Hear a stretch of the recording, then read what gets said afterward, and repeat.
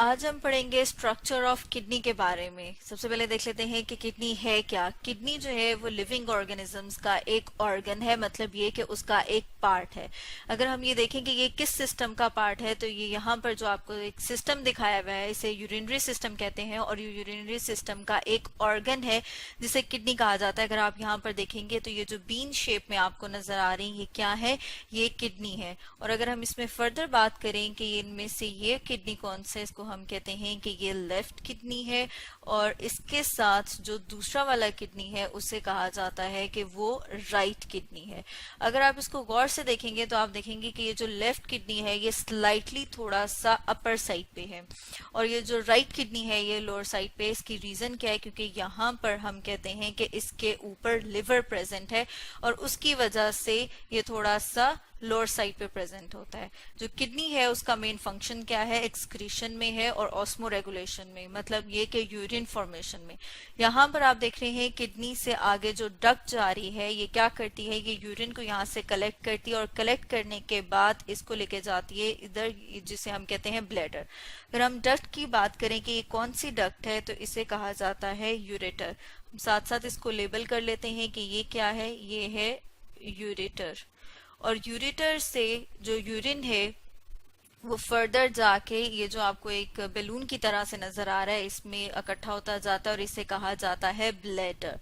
Bladder में हम बात करते हैं कि जो यूरिन है उसको स्टोर किया जाता है और फिर उसको बॉडी से बाहर भेजा जाता है एक डक्ट से, और उस डक्ट को कहा जाता है यूरेथ्रा।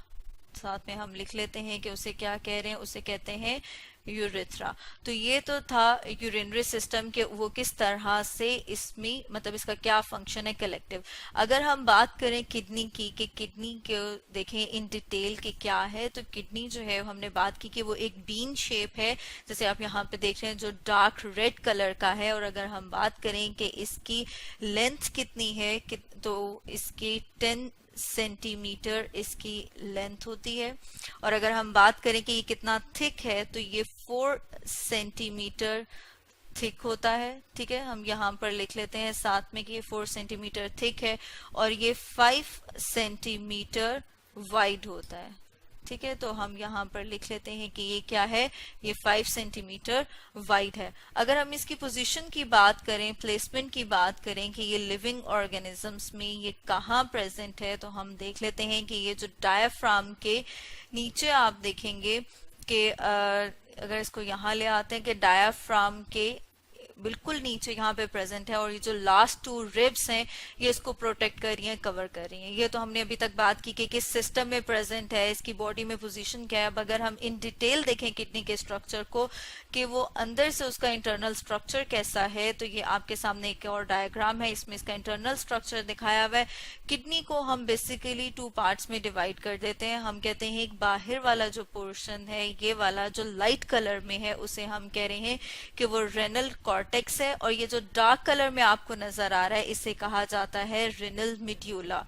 तो ये सामने आपके है कि ये रेनल कॉर्टेक्स, और उसके बाद क्या आ गया? रेनल मिड्यूला।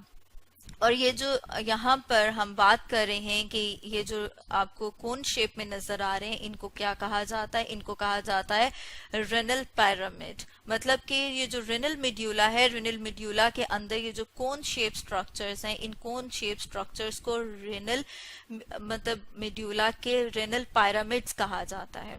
और इन 2 पिरामिड्स के दरमियान वाली जो जगह है इसे हम कहते हैं रेनल कॉलम। ये क्या है? ये डिफरेंट पार्ट्स हैं किडनी के।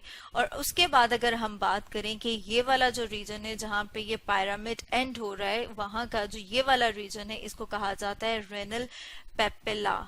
ठीक है स्टूडेंट्स, इसको हम साथ में यहाँ ले आते हैं सामने कि ये क्या है? Renal papilla. और अगर हम रेनल कैप्सूल की बात करें तो यहाँ पर ये जो आपको नजर आ रहा है, जिसने पूरे के पूरे किडनी को सराउंड किया हुआ है, उसके बाहर एक लेयर है फिब्रस कनेक्टिव टिश्यू की, उसे रेनल कैप्सूल कहा जाता है। किडनी का जो बेसिक यूनिट है उसे नेफ्रॉन कहते हैं। मतलब ये कि यहाँ पर जो इसका जो बेसिक यूनिट है, जो ऑस्मो रेगुलेशन हो रही है, वो किस लेवल पे हो रही है? वो नेफ्रॉन के लेवल पे हो रही है।